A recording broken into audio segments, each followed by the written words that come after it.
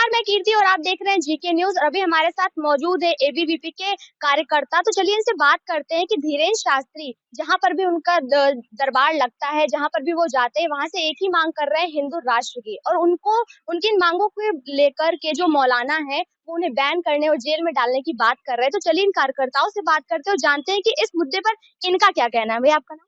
मेरा नाम उज्जवल सिंह है। मैं विश्वविद्यालय इकाई का सहमंत्री हूँ विद्यार्थी परिषद से। तो भैया आपने भी धीरेन्द्र शास्त्री के बयान सुने होंगे, उनका भाषण सुना होगा। वो जहाँ पर भी जाते हैं हिंदू राष्ट्र की मांग कर रहे हैं, तो उसको लेकर आपका क्या कहना है? एक हिंदू राष्ट्र ही ऐसी चीज़ है जहाँ पे सर्व धर्म के लोग एक साथ रह सकते हैं। हिंदू राष्ट्र का ये अर्थ नहीं है कि और लोग भगा दिए जाएँगे यहाँ से।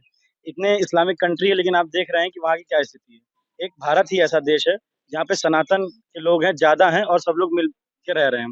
संघ में हम लोग एक गीत गाते हैं कि नहीं है अब समय कोई गहन निद्रा में सोने का, समय है एक होने का ना मतभेदों में खोने का।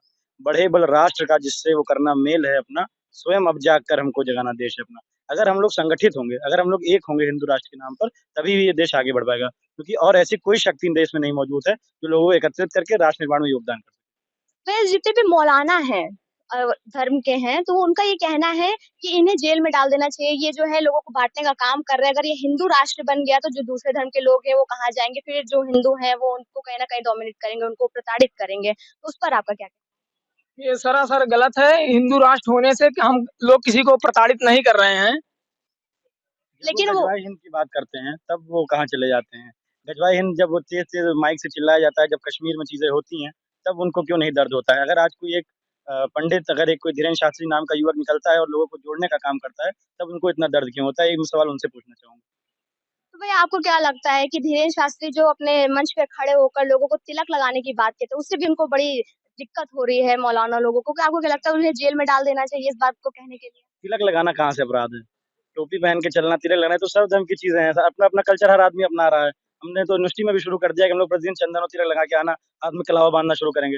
अगर तिलक और कलावे से किसी को डर लगता है, तो फिर बहुत सी छोटी-छोटी चीज़ें हैं, जो हमें देश में रहने नहीं देंगी।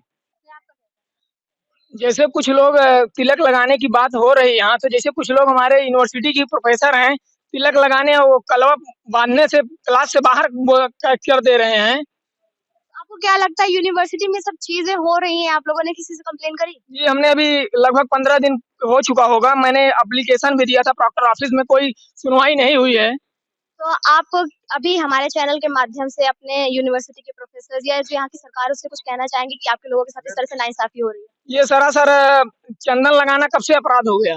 ये सरासर हमारे साथ अन्याय हो रहा है। विश्वविद्यालय है, हम यहाँ के छात्र हैं, यहाँ के गौरवान्वित छात्र हैं। क्या हमारा शिक्षा का अधिकार नहीं है? चंदन लगा के हम नहीं जा सकते हैं? तो भैया ये हिंदू राष्ट्र बनना चाहिए या नहीं बनना चाहिए? बिल्कुल हिंदू राष्ट्र बनना चाहिए। भारत पहले से ही हिंदू राष्ट्र है। हिंद महासागर से लेकर हिमालय पर्वत के बीच में जो व्यक्ति पैदा हुआ है, वो हिंदू है। तो भैया एक आखिरी सवाल, जो मौलाना है या जो हमारी जनता है आपको देख रही है, आप उनको क्या संदेश देना चाहेंगे हमारे चैनल पे? कि ये किसी के पिताजी का देश नहीं है, सभी का देश है, सभी लोग यहाँ मिल-जुल कर रहें और तभी ये देश आगे बढ़ पाएगा, सभी का योगदान यहाँ पर शामिल होना चाहिए, तभी हम इस राष्ट्र की उन्नति की ओर ले जा पाएँगे। बात इसे हिंदू राष्ट्र बनाने की नहीं है, पहले से हिंदू राष्ट्र था। तो धीरेन्द्र शास्त्री को जेल में डालना चाहिए या नहीं? ये सरासर गलत है। सरासर गलत हाँ, है। धीरेन्द्र शास्त्री जो कर रहे हैं वो सही है। एकदम सही है। तो जैसा कि अभी आपने देखा हमने बात करी एबीवीपी के कार्यकर्ताओं से जिन्होंने बहुत ही खुलकर अपनी बात रखी और कहा कि हिंदू राष्ट्र ये कोई बनाया नहीं जा रहा, ये पहले से है और ये रहेगा, कोई कुछ भी कर ले। तो चलिए हम लोग कुछ और युवाओं हमें यहाँ पे मिले हैं, चलिए इनसे बात करने की कोशिश करते हैं और जानते हैं कि इस मुद्दे पर इनका क्या कहना है। आपका नाम? शिवम पांडे। आपको क्या लगता है कि हिंदू राष्ट्र जो भारत है इसे हिंदू राष्ट्र बनना चाहिए या नहीं? नहीं, हिंदू राष्ट्र की परिभाषा क्या है? सबसे पहले तो मैं जो लोग हिंदू राष्ट्र की बात कर रहे हैं, उसकी परिभाषा क्या होगी? क्या उसमें अन्य संगठनों या अन्य जात-पात के लिए कोई जगह नहीं होगी? सिर्फ हिंदुओं की जगह होगी क्या?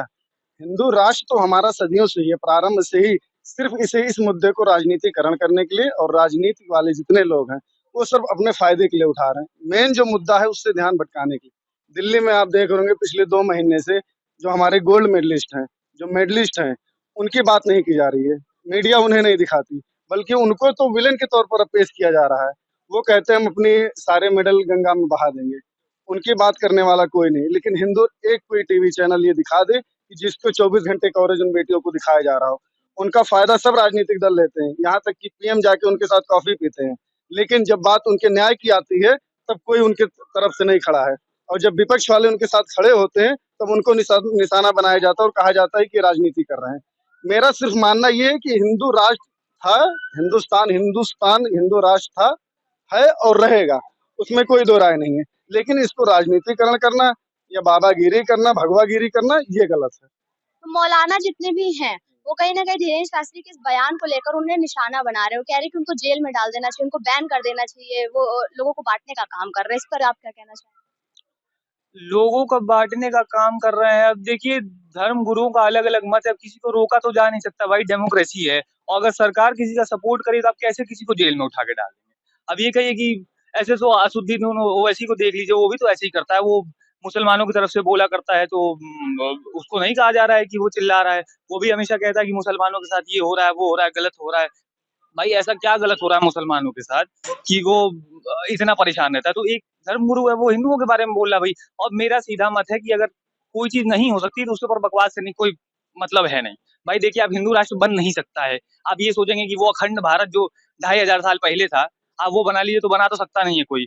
वो फालतू कोई बाबा बकवास करे तो उसपे कुछ कहने का कोई फायदा धीरेन्द्र शास्त्री जो हैं उन्होंने छात्रों से और महिलाओं से और युवाओं से ये अपील करी है कि आप जब भी कहीं निकले या अपने कॉलेज जाएँ या बाहर कहीं निकले तो आप टीका लगाकर चलें। आप भगवा थोड़ा-सा धारण करके चलें, ताकि आपकी जो पहचान है वो बरकरार रहे। आप इससे सहमत हैं?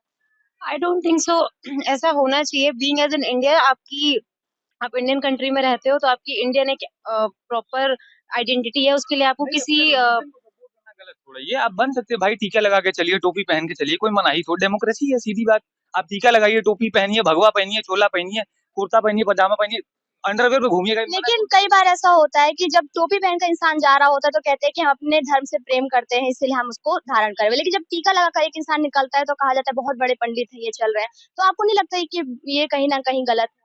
नहीं as per constitution right to religion दे रखा है तो आप अपने अकॉर्डिंग अपनी रिलीजन की जो भी रिचुअल्स हैं उसे फॉलो कर सकते हो वो आपका पर्सनल चॉइस है बट इसका मतलब ये नहीं है कि आप अपने पर्सनल रिलीजन अपने पर्सनल पॉइंट ऑफ व्यू की वजह से दूसरे किसी पर्सन को ऑफेंड करो आप कोई रिलीजन फॉलो कर रहे हो चाहे वो मुस्लिम रिलीजन है क्रिश्चियन रिलीजन है या हिंदू रिलीजन है आप अपने तक अगर कोई चीज कर रहे हो वो चीज सिर्फ आपको इफेक्ट कर रही है आपके जो रिचुअल्स हैं आपके जो ऑब्जेक्टिव्स हैं उनको फुलफिल कर रही है तो ठीक है बट अगर आपकी वजह से किसी सामने वाली पर्सन की फीलिंग को ऑफेंड किया जा रहा है उसे परेशान किया जा रहा है उसे उस चीज से प्रॉब्लम हो रही है तो वो चीज आई थिंक गलत है तो आपको लगता है धीरेन्द्र शास्त्री जो भी माँग कर रहे हैं उससे कहीं न कहीं दूसरे समुदाय को हानि हो रही है?